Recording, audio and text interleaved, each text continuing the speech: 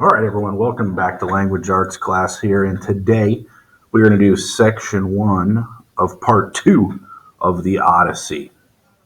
If we remember, we left off part one with Odysseus essentially facing all of his trials, and it's now time for him to come back home and for his, I guess, family reunion. But of course, it's Odysseus, so things are not going to go swimmingly or smoothly. They never do with Odysseus. So let's get into it here. Page, was this 595 or page one of our PDF file? Background. The Greek concept of hospitality, xenia, was very important in Greek culture and plays a role in Odysseus's tale. Some scholars believe that this value is based on Greek religious belief. Since the Greek gods could take multiple earthly forms, there was always the possibility that the stranger at the door was a god in disguise. Thus, Greeks opened their home to strangers. In part two, as Odysseus returns home, it is clear that this cultural practice has created some problems.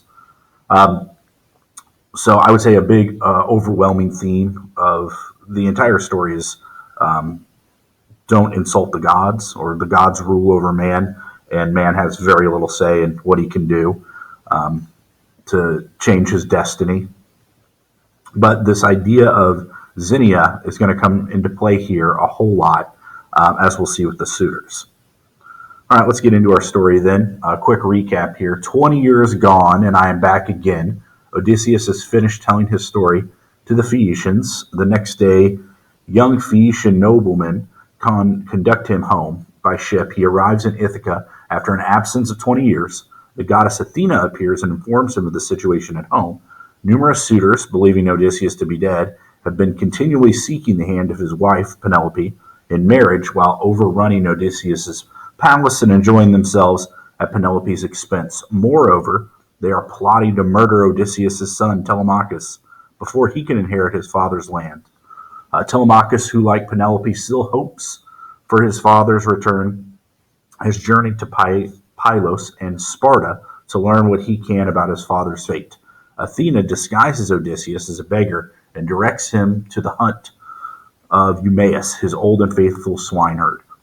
While Odysseus and Eumaeus are eating breakfast, Telemachus arrives. Athena then appears to Odysseus. So Odysseus arrives back, but Athena disguises him as a beggar so that nobody will recognize him. However, Eumaeus does recognize him, actually because of Eumaeus's dog, which was Odysseus's old dog, who recognizes him by smell. So that's how Eumaeus realizes it's Odysseus.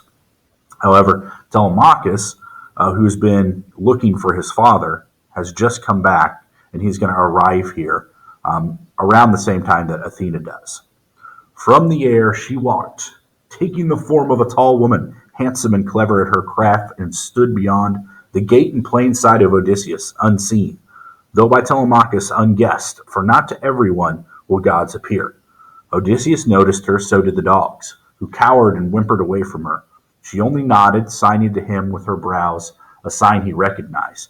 Crossing the yard, he passed out through the gate in the stockade to face the goddess. There she said to him, "Son of Laertes and the gods of old, Odysseus, master of landways and seaways, dissemble to your son no longer now. The time has come. Tell him how you together will bring doom on the suitors in the town. I shall not be far distant then, for I myself desire battle." So this is Athena saying, I'm with you, Odysseus. Tell your son the truth and make your plans, because we're about to go handle these suitors that have taken over your home. Saying no more, she tipped her golden wand upon the man, making his cloak pure white and the knit tunic fresh around him. Lithe and young she made him, ruddy with sun, his jawline clean, the beard no longer gray upon his chin, and she withdrew when she had done.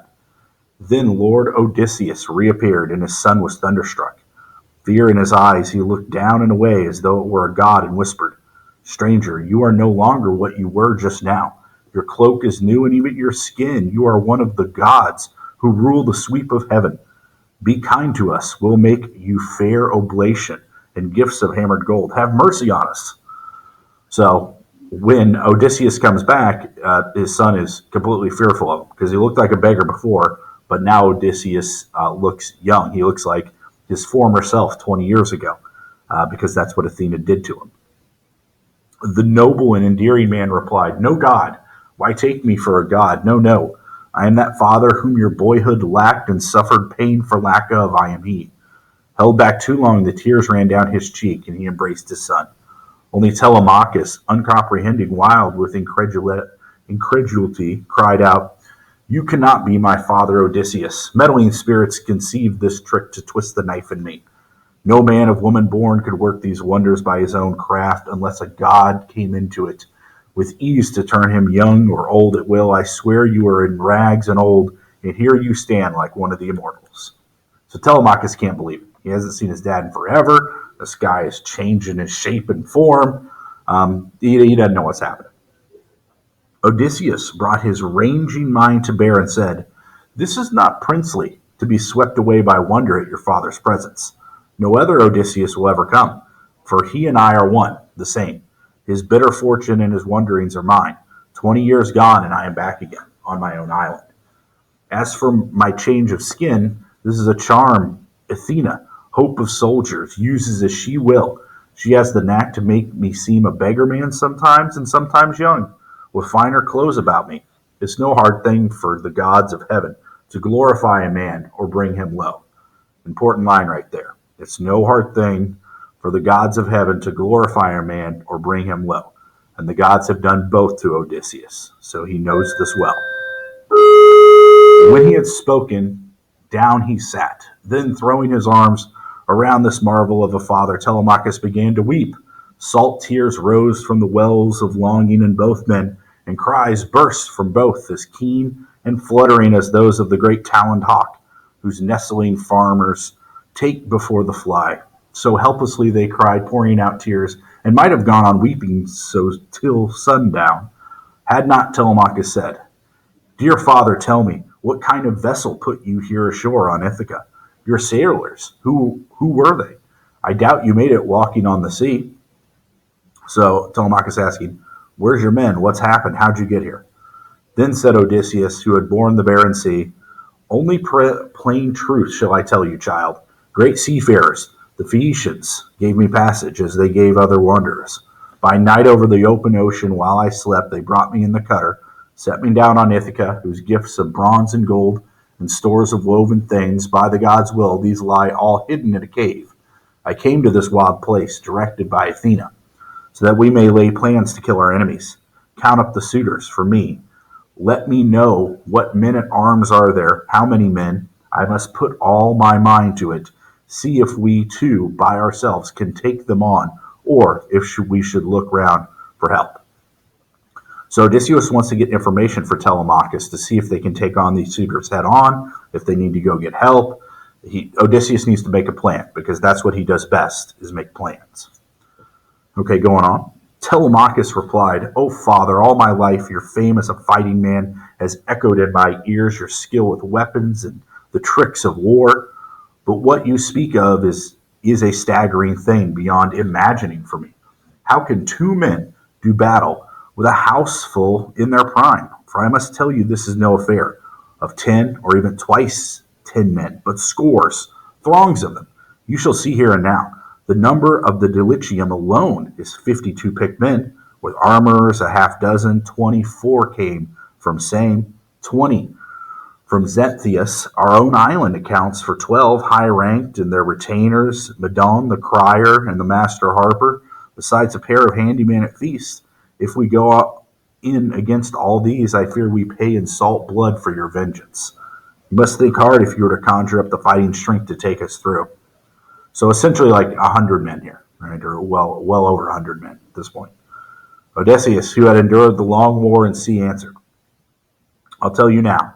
Suppose Athena's arm is over us, and Zeus, her father's. Must I rack my brains for more?" Clear-headed Telemachus looked hard and said, "Those two are great defenders, no doubt it, but thronged in the serene clouds overhead, other affairs of men and gods they have to rule over." So Odysseus replies, "Well, hey, we have Zeus and Athena watching out for us." But Telemachus says, "Hey, we might have the gods looking out over us, but they're also looking at other people as well. They have a lot to do. So we probably need more than just the gods' help here if we're going to win this. And the hero answered, Odysseus, before long they will stand to fight, and left of us in combat and the shouting when the test comes. Our nerve against the suitors in my hall. Here is your part. At break of day tomorrow, home with you. Go mingle with our princes. The swineherd later on will take me down the port side trail, a beggar by my looks, hand dog and old. If they make fun of me in my own courtyard, let your ribs cage up your springing heart, no matter what I suffer, no matter if they pull me by my heels or practice shots at me to drive me out. Look on, hold down your anger. You may even plead with them, by heaven, in gentle terms to quit their horseplay, not that they will heed you, rash as they are, facing their day of wrath. Now fix the next step in your mind. So Odysseus says, I'm going to go down there looking like a beggar, and you're going to be there as well, Telemachus. If they treat me horribly, you cannot do anything. I just have to suffer it, and you have to suffer watching me be berated or harassed or even attacked by these suitors. You just have to let it happen. Athena, counseling me, will give me word, and I shall signal to you nodding. At that point, round up all armor, lances, gears of war left in our hall, and stow the lot away back in the vaulted storeroom.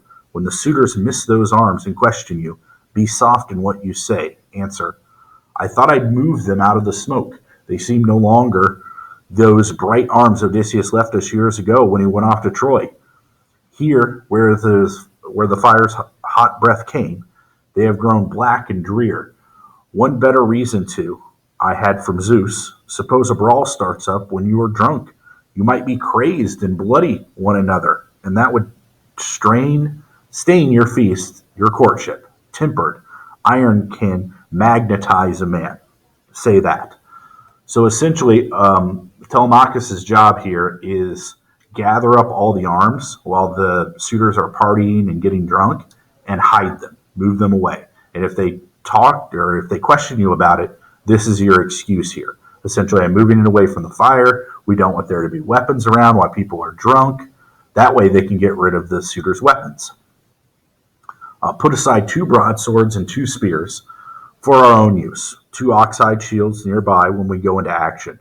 Pallas, Athena, and Zeus, all provident, will see you through, bemusing our young friends.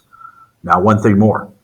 If son of mine you are, and blood of mine, let no one hear Odysseus is about, neither Laertes, nor the swineherd here, nor any slave, nor even Penelope. But you and I alone must learn how far the women are corrupted. We should know how to locate good men among our hands, the loyal and the respectful, and the shirkers, who take you lightly, as alone and young. So essentially, don't tell anyone about me, right? And try to find out who is friendly towards Odysseus and who is not friendly towards Odysseus, so they can find out who's loyal still to the true king, Odysseus. Okay, going on then to Argus. Odysseus heads for town with Eumaeus. Outside the palace, Odysseus' old dog, Argus, is lying at rest as his long-absent master approaches. So at this point yet, Eumaeus doesn't know because the dog scene hasn't happened yet, which is about to. While he spoke, an old hound lying near pricked up his ears and lifted his muzzle. This was Argus, trained as a puppy by Odysseus, but never taken on a hunt before his master sailed for Troy. The young men afterward hunted wild goats with him and hare and deer, but he had grown old in his master's absence.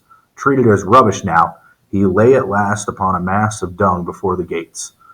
Manure of mules and cows piled there until field hands could spread it on the king's estate. Abandoned there and half destroyed with flies, old Argus lay. But when he knew he heard Odysseus' voice nearby, he did his best to wag his tail, nose down with flattened ears, having no strength to move nearer his master. And the man looked away, wiping a salt tear from his cheek. But he hid this from Eumaeus, then said, I marvel that they leave this hound to lie here on a dung pile. He would have been a fine dog from the look of him, though I cannot say as to his power and speed when he was young. You find the same good build in house dogs. Table dogs landowners keep all for style. And you replied, Eumaeus, a hunter owned him, but the man is dead in some far place. If this old hound could show in form he had when Lord Odysseus left him, going to Troy, you'd see him swift and strong. He never shrank from any savage thing he brought up to bay. In the deep woods on the scent, no other dog kept with him. Now misery has him in leash. His owner died abroad, and here the women slaves will take no care of him. You know how servants are. Without a master, they have no will to labor or excel. For Zeus, who fused the wide world, takes away half the manhood of a man. That day he goes into captivity and slavery. So they treated poor Odysseus' dog horribly here. After the owner of the dog, Odysseus is the original owner, but when Odysseus left, the dog went to someone else, but that owner died, and now they've treated the dog horribly. Eumaeus crossed the court and went straight toward into the Mageron among the suitors, but death and darkness in that instant closed the eyes of Argus, who had seen his master Odysseus after 20 years. So sadly, the dog passes away. I know, sad, but remember, this is Greek writing here, and most of what they write is tragedy. So we have to have horrible things happening as well here. Actually, awesome picture here of Odysseus, and we'll kind of learn what's happening, but this is the tapestry she has to weave while Odysseus is away, and we'll talk about that. But a really great picture they have in here. Okay, going on to the suitors. Still disguised as a beggar, Odysseus enters his home. He is confronted by the haunting suitor, Antonius. Yeah, Antonius. But here Antonius broke in, shouting, "God, what evil wind blew this pest?" Talking about Odysseus. "Get over, stand in the passage, nudge my table, will you? Egyptian whips are sweet to what you'll come to here, you nosing rat, making your pitch to everyone. These men have bread to throw away on you because it is not theirs. Who cares? Who spares another's food when he has more than plenty?" Okay, so there's a couple things happening here. First off, you have to realize that Antonius is in this house, he is a guest, because this is Odysseus' house, and even though he's not there, his wife is there, and she is being an excellent host to all of these suitors, who are essentially just there to try to marry her and murder her son. But she is still being a good host. As soon as someone else, a beggar, appears, Antonius is a horrible host in this case, or a horrible person to a stranger asking for bread and wine, as we'll see. So this is part of what we talked about in the beginning here about how you're supposed to treat strangers who come to your door, because you never know who they are. And sometimes it is just a beggar, or it could be a god, or in this case, Odysseus. With guile, Odysseus drew away, then said, "A pity that you have more looks than heart. Your grudge a pinch of salt from your own larder to your handyman. You sit here fat on others' meat and cannot bring yourself to rummage out a crust of bread for me." So this is Odysseus giving it back to him, again looking like a beggar. Then anger made Antonius' heart beat hard, and glowering under his brows he answered, "Now, you think you'll shuffle off and get away after that imprudence? Oh, no, you don't." The stool he let fly hit the man's right shoulder on the packed muscle underneath the shoulder blade like solid rock, and for all the effect one saw, Odysseus only shook his head, containing thoughts of bloody work as he walked on, then sat and dropped his loaded bag again upon the door sill. Facing the whole crowd, he said, and eyed them all. So in case you missed it here, the guy literally just picked up a stool and threw it at Odysseus, and it hit him. "One word only, my lords and suitors of the famous queen. One thing I have to say. There is no pain, no burden for the heart when blows come to a man, and he defending his own cattle, his own cows and lambs. Here it is otherwise. Antonius hit me for being driven on by hunger. How many bitter seas men's cross for hunger? If beggars interest the gods, if there are furies pent in the dark to avenge a man's wrong, then may Antonius meet his death before his wedding day." This is like a curse, right? Saying that he will meet his death before his wedding day. Then said Eupeithes' son, Antonius, "Enough. Eat and be quiet where you are, or shamble elsewhere, unless you want these lads to stop your mouth pulling you by the heels or hands and feet over the whole floor till your back is peeled. But now the rest were mortified, and someone spoke from the crowd of young bucks to rebuke him. A poor show that, hitting this famished tramp, bad business. Yeah, if he happened to be a god, you know they'd go in foreign guise, the gods do, looking like strangers, turning up in towns and settlements to keep an eye on manners, good or bad. So now people in the crowd are mad at Antinous, saying, hey man, there's a way that we do things. We don't treat the poor or beggars terribly, not because it's a bad thing to do, but because they might be gods and do terrible things to us, right? Have repercussions. So the crowd's not like what Antinous is doing here. But at this notion, Antinous only shrugged. Telemachus, after the blow his father bore, sat still without a tear, though his heart felt the blow. Remember, Telemachus is watching this. This is all happening in Odysseus' home.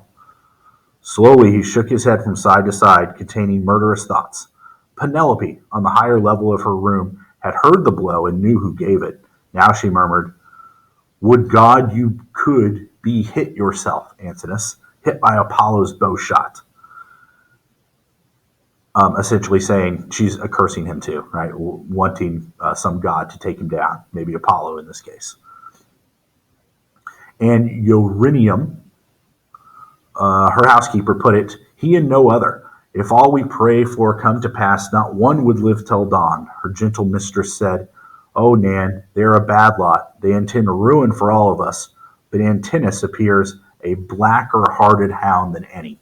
He is a poor man come, a wanderer, driven by want to beg his bread, and everyone in hall gave bits to cram his bag. Only Antinous threw a stool and banged his shoulder.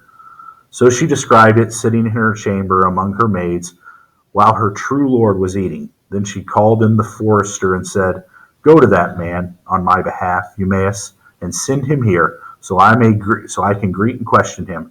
Abroad in the great world, he may have heard rumors about Odysseus, and may have known him. So, of all of the suitors, Antinous is the big bad guy here. Right? He's the worst of the worst. So he'll be kind of our antagonist here for part 2. All right, everyone. That is section 1 of part 2 of the Odyssey. I'll see you in the next video.